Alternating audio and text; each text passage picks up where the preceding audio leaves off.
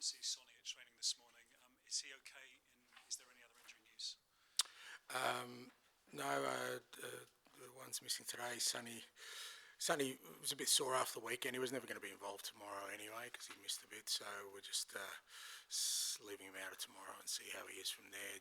Jed Spence trained individually today. Everyone else was out there. Troy Parrott's coming back to Spurs, having only left permanently in the summer. He was here for 7 years, only played a handful of games, and none under you. How do you reflect on his time here, and did he get a proper chance? Yeah, look, I think it's good to see Troy doing well. I think he had a great loan spell last year in the Dutch league, and he's looking like he started his AZ career in positive fashion too. So it's great.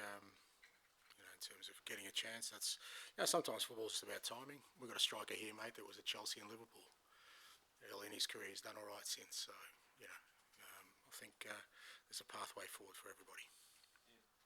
Hi, Ange, how are you? I'm good, mate. As you already said there, Sonny was bruised a little bit after the weekend. It was quite a feisty game, certainly in the second half, quite a battering game. Spurs have been fined today for their players not being controlled in the melee, which led to, after Kudus was sent off. Just in general, sum up for us whether that was what you'd like to see in terms of your side, or what you expect to see from your side. I don't know if that's an accurate description of what I saw. I mean, there was obviously that sort of incident with Kudus, and apart from that, I don't think it was that feisty a game. I don't think there was too many cards outside. I'm not really sure what we did wrong, apart from, there was a coming together, but I mean, I think, a couple of our players had hit the deck by then, so you'd like to think that we'd go in there and at least protect. I thought our players controlled themselves, but obviously, the FA felt differently, but I didn't feel there was anything edgy in that game at all, just a player maybe lost his composure for a second, Kudus, which I think is not really like him anyway, from what I've seen him as a player, but it happens. And for the most part, I thought there was a fair bit of restraint there.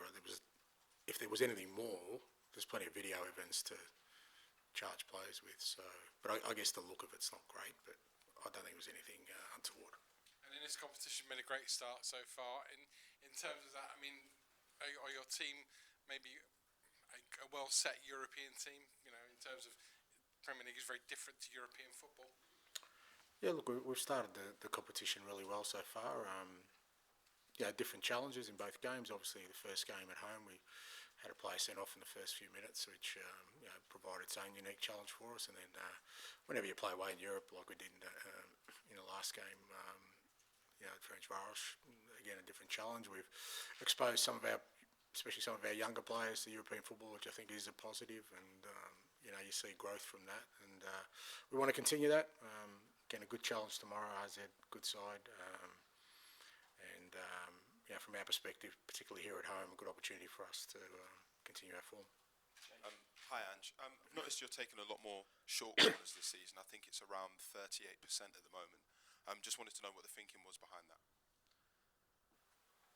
Same as anything else, mate. We think it's an effective way to kind of look at set pieces. Nothing too scientific. I think it sort of falls in line with our game plan of trying to control those kind of situations. Fair to say on the weekend, especially first half, our set pieces were really poor. We were all disappointed with them. More around the delivery than anything else, because if you don't get the delivery right, it's not great. But when you have I think we had 12 corners in a half of football, shows how dominant you are, but we didn't really use them to any effect. So, something we need to improve on. With Richarlison just returning to fitness, is he in a position to start tomorrow?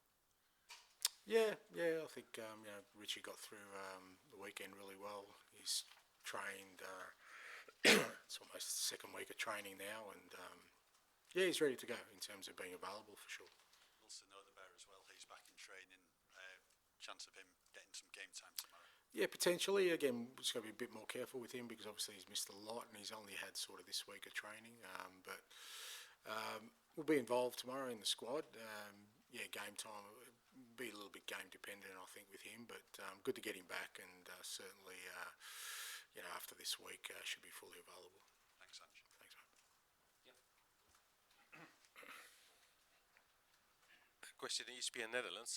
How many questions did you ask Mickey van der Ven about AZ, or did you already know everything about AZ? I think I know more about Dutch football than Mickey van der Ven. He was in Germany. I know AZ really well. I know Dutch football really well. Australia's always had a strong connection with Dutch football. Yeah, so I've always followed it very closely. And AZ, we played AZ when I was at Celtic in the Europa League a couple of years back. So always a good side, really good at identifying young talent. There's also a bit of a Japanese connection there because I followed them closely. I mean, when we played them last time, Sugiwara was there. Now he's in the Premier League, and we've got Makano there now. So I've always followed Dutch football and AZ, so we know the information we need. Sorry. So you follow Dutch football a lot. Are you surprised that Mickey, he was born in the region of Alkmaar, has never played at AZ? And the second question is, how do you look at his developments at the national Dutch team, and do you talk with him about that? Yeah, look, obviously with Mickey, fair to say he kind of developed late but very quickly, because I think even at Volendam there was a period they were unsure about him, but you could tell once physically he grew and the kind of player he was, his journey went very quickly. Obviously, Volendam, and then the year he had in the Bundesliga, he adjusted really well. And then I thought for us last year he was outstanding for his first year in the Premier League. And obviously he had an injury which kind of set him back a little bit. But he's growing all the time. He's maturing. I think he'll become more of an influence at national team level. He's now, he's played a couple of games at left back, at left centre back. So. And I think for him, the more he plays with the national team, I think it'll give him even more belief. But he's going very well, and I'm sure he'll be important. He'll definitely be an important member for our team, but also for the Dutch national team. And how much is your personal footballing philosophy being influenced by Dutch football? Thinking back to days of total football back in the 70s, and what do you like best about it? Yeah, no, great influence. The whole sort of total football era was kind of when I first,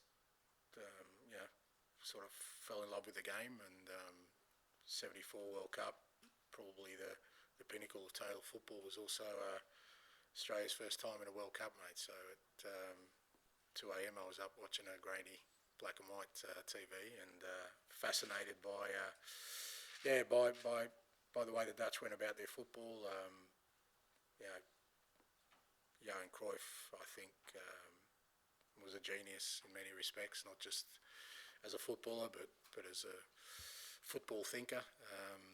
Great influence. And then that sort of filtered into Australian football. We've had Gus Hiddink, who took us to the next World Cup, and many Dutch coaches who have come through there. So, it's been a strong influence in a lot of sort of my thinking. People talk about my high line, but watch the Dutch in 74 and you'll see something even more radical than me. So I've got a bit of a way to go.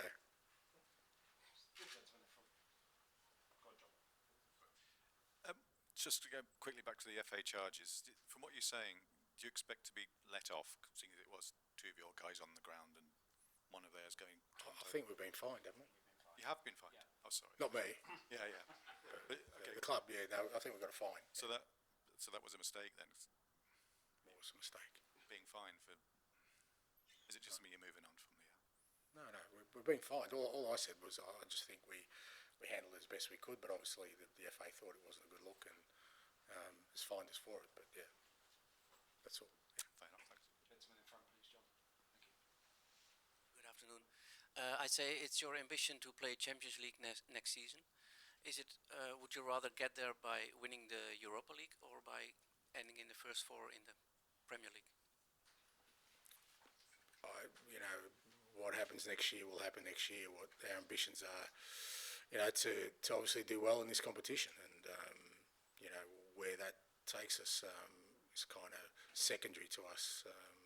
Trying to do well in the Europa League. We weren't in Europe last year, and I think we missed it as a football club. It's important we're in there, and when you're in there, it's important you make an impact. So that's where kind of our ambitions lie. We've started the competition well, but still a long way to go. Both in the group stages and obviously in this knockout stages, there's some very, very good football sides in this competition. So one step at a time for us. We want to have a good performance tomorrow night, and like I said, continue our good form in this comp. Okay, if you could pass the mic to Rob, and then we'll finish with George at the back after Rob, please. And just to follow up on another question, did you ever have a chance to manage in Holland? Were there any offers in your career to go there? And I know you were very close to Puskas in your time in Melbourne. Did you ever meet any of the Dutch legends from '74, like Cruyff or Rep or Niskins, for example? No, I didn't really have an opportunity. I know I got to know, and I still know John Van Schip really well, who's part of that Ajax kind of folklore, the greatest sides, and he spent time in Melbourne, and great guy. I've spent some time with him. He ended up coaching the Greek national team too recently as well, and like I said, I've always had ties with people in Dutch football. Han Berger, who was a technical director in Australia for quite a while, and the late Pim Verbeek, who spent time. So I think all legends, in their own way. Like I said, a real strong Dutch influence, both in Australia, but also for me personally, and always loved, like I said, Dutch football. Dutch footballers, I've always followed it keenly. Finish with George at the back, please. Hi, Ange. It's the 20th anniversary of Bill Nicholson's death today. He left Spurs in 1974, so I don't imagine you would have seen much of his Tottenham team. But kind of how much have you learnt about him since you've been here? And I guess he was manager 50 years ago, but his legacy stands the test of time. Is that kind of a source of inspiration as well when you talk about making a mark somewhere? Yeah, absolutely. And I've often said when I fell in love with the game, not just playing it. So I've always, from a young age, had a real keen interest in history and club histories and great players, but I always had a real fascination with great managers, and he was certainly one of them. And you always measure that, obviously, by the success they have is one sort of fairly obvious way to look at a tenure of a manager. But like you said, legacy is much more important, and he's one of those figures like very few who's left an indelible mark that will always be here, because it wasn't just about winning, how they won, the way he carried himself, the kind of person he was. Those kind of things I often say are far more important than the achievements. And he's left the ultimate legacy, really, because I think in many ways how the club is defined and wants to be defined is very much the qualities and the values that he brought. Like I said, 20 years since his passing, but certainly time has not diminished his influence, and you feel it, even to the present day. Do you see a lot of similarities with kind of how your team wants to play? And I guess the way that, I think his famous quote is, if we foul, we want to foul aiming high, not succeed aiming low. That sort of feels like it fits with yourself. Yeah, look, I think there is, I've said before, I feel like there is a synergy between sort of, what the club aspires to be and sort of who I am and what I've been. So I think it certainly helps me, because I kind of, when I'm sort of unwavering in my belief going forward, I like to think it's aligned to what the club wants. I'm not sort of, going against the grain, so to speak. Thank you very much. Thank you. Thank you. Yeah. You like when Mary Hahn in the 878 World Cup then? Yes. That was one I first remember, 78. Yeah, it was a good one. Thank you.